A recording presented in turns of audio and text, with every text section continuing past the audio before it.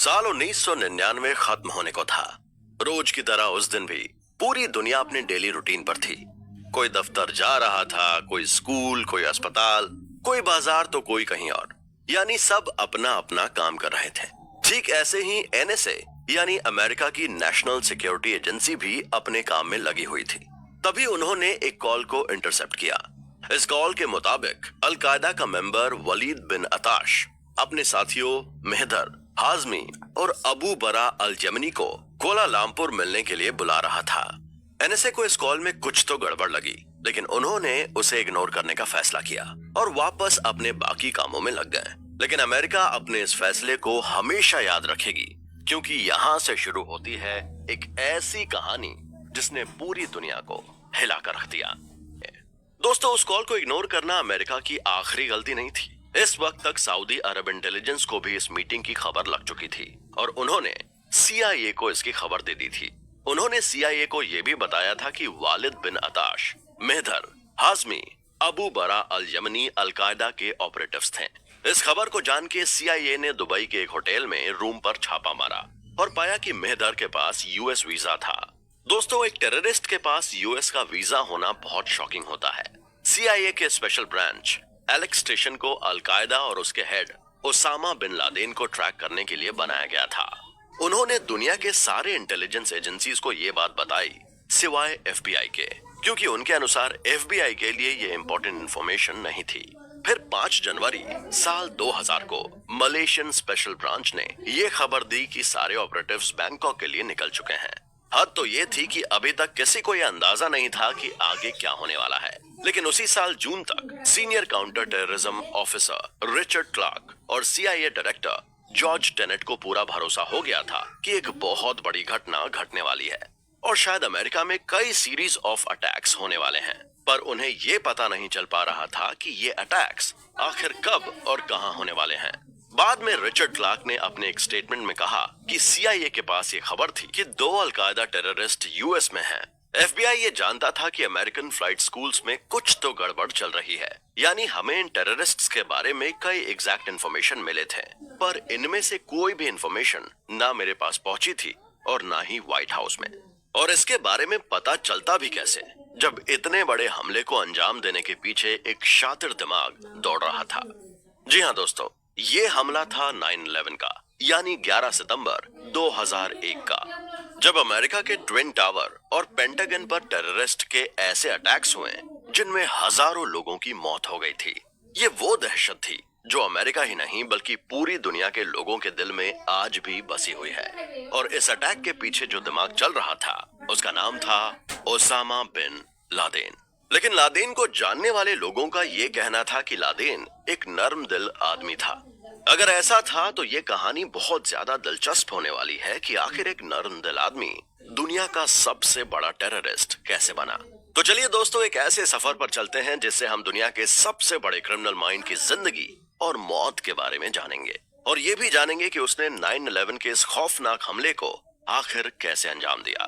दोस्तों, अमेरिका पर अटैक से लेकर ओसामा बिन लादेन के एनकाउंटर की स्टोरी जितनी इंटरेस्टिंग है। ओसामा बिन लादेन का जन्म 10 मार्च 1957 को सऊदी अरब के जिद्दा में एक रिच फैमिली में हुआ था।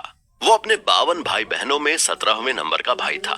जिस समय ओसामा का जन्म हुआ उसके पिता की उम्र 69 साल थी और उसके सबसे बड़े बेटे यानी ओसामा के सबसे बड़े भाई की एज 52 साल थी। 17 साल बाद जब लादेन विदेश जाने की तैयारी में था तब उसके पिता की मौत हो गई, जिसके बाद से सभी ओसामा को जूनियर लादेन कहने लगे। ओसामा के पिता के इस दुनिया को अलविदा कहने से पहले पूरी लादेन फैमिली एक साथ रहती थी, जिसमें कुल 277 मेंबर थे। जब लादेन 17 साल का था तब उसका सबसे बड़ा भाई अब्दुल अजीज 69 साल का था और उसका ग्रैंडसन इरशाद आजम 20 साल का था, यानी ओसामा से 3 साल बड़ा। ये थोड़ा अजीब है, लेकिन ओसामा अपने ग्रैंडसन से भी 3 साल छोटा था। दोस्तों, इतनी बड़ी लादेन फैमिली के एक साथ रहने के पीछे भी इंटरेस्टिंग कहानी है। दरअसल ओसामा के पूर्वज मूल रूप से यमन के रहने वाले थे और हॉट स्पाइसेस का बिजनेस करते थे। 1894 में ओसामा के ग्रैंडफादर अपने बेटे यानी ओसामा के फादर को लेकर यमन से सऊदी अरब आए थे। लादेन फैमिली स्पाइसेस बेचने वाली कई कंट्रीज जाती थी और उस समय यमन में स्पाइसेस की बहुत खेती होती थी। जब लादेन फैमिली सऊदी अरब आई तो यहाँ के शेखों को उनके स्पाइसेस बहुत पसंद आए। शेखों ने लादेन फैमिली को रियाद में स्थायी रूप से बस जाने का इनविटेशन दे दिया। इसके बाद लादेन फैमिली यहीं बस गई। भले ही यमन और सऊदी अरब दोनों इस्लामिक कंट्री हों, लेकिन उनके कल्चर में बहुत डिफरेंस था। उनके खाने, उनके रहने सहने और उनके लैंग्वेज में काफी अंतर था। इसलिए लादेन फैमिली ने तय किया कि वो हमेशा साथ रहेंगे और यमन कल्चर को भी बनाए रखेंगे। हालांकि साथ रहने का ये संकल्प सिर्फ ओसामा के फादर के जिंदा रहने तक ही था, क्योंकि उनके इस दुनिया को छोड़कर जाने के ठीक बाद लादेन परिवार बिखर गया। 1932 में जब सऊदी अरब में पेट्रोल के भारी भंडार मिले तो वहां का सीन रातों रात बदल गया। वहां काफी चेंज आया और लादेन फैमिली ने भी अपना स्पाइसेस का बिजनेस छोड़कर कंस्ट्रक्शन का बिजनेस शुरू कर दिया। पेट्रोल के भारी भंडारों के मिलने के बाद वहां तेजी से इंफ्रास्ट्रक्चर पर काम करना शुरू हुआ। जब तक ओसामा समझदार हुआ तब तक उसकी फैमिली की कंपनी सऊदी अरब की प्रमुख कंस्ट्रक्शन कंपनी बन गई थी। उसकी फैमिली काफी रिच हो चुकी थी और ओसामा के टेररिस्ट बनने में कहीं ना कहीं इस रिच फैमिली का भी हाथ था। ओसामा के फादर का उसकी मदर से कोई अटैचमेंट नहीं था, क्योंकि वो बहुत पुअर फैमिली से थी। लादेन की नानी सिलाई का काम करती थी। पैसों के अभाव में उन्होंने अपनी बेटी की शादी एक ओल्ड मैन यानी ओसामा के फादर के साथ कर दी। अपने कमजोर बैकग्राउंड के कारण ओसामा की माँ को उनके घर में रिस्पेक्ट नहीं मिलती थी। ओसामा के पैदा होने के बाद भी उनकी स्थिति यही बनी रही। आलीशान बंगले में उन्हें सिर्फ एक रूम मिला था। घर में मिली इग्नोरेंस के कारण ओसामा की माँ रिलीजियस हो गईं। माँ की तरह ओसामा बिन लादेन भी फैमिली को इग्नोर करने लगा। वो अपने चाइल्डहुड में ज्यादातर समय अपनी माँ के साथ ही बिताता था, इसलिए वो भी अपनी माँ की तरह रिलीजियस हो गया। अल्लाह और इस्लाम में लादेन की कट्टरता के कारण वो वर्ल्ड को इस्लामिक कंट्री में बदल देने का जुनून रखने लगा। ओसामा के पिता ने सऊदी अरब की रॉयल फैमिली के लिए कई महल बनाए, जिसके चलते वो रॉयल फैमिली के बेहद करीब हो गए। उस समय सऊदी अरब के किंग फैजल थे। जब किंग फैजल की रॉयल फैमिली का खजाना खाली हो गया तो ओसामा बिन लादेन ने रॉयल फैमिली के सभी वर्कर्स की सैलरी 6 महीने तक दी। इसके बाद जब रॉयल फैमिली की कंडीशन सुधरी तो किंग फैजल ने ऐलान किया कि सऊदी अरब के तमाम कंस्ट्रक्शन के प्रोजेक्ट बिन लादेन की कंपनी को ही दिए जाएंगे। इसके साथ ही उन्होंने ओसामा के फादर बिन लादेन को मिनिस्टर भी बना दिया। कहा तो ये भी जाता है कि बिन लादेन की कंपनी ने ही सऊदी अरब की लगभग 80% रोड का कंस्ट्रक्शन किया था। ओसामा बचपन में बहुत शाई था। जब वो यंग हुआ तब उसमें काफी ज्यादा चेंज नहीं आया। पढ़ाई के दौरान उसके फ्रेंड उसे किताबी कीड़ा कहते थे।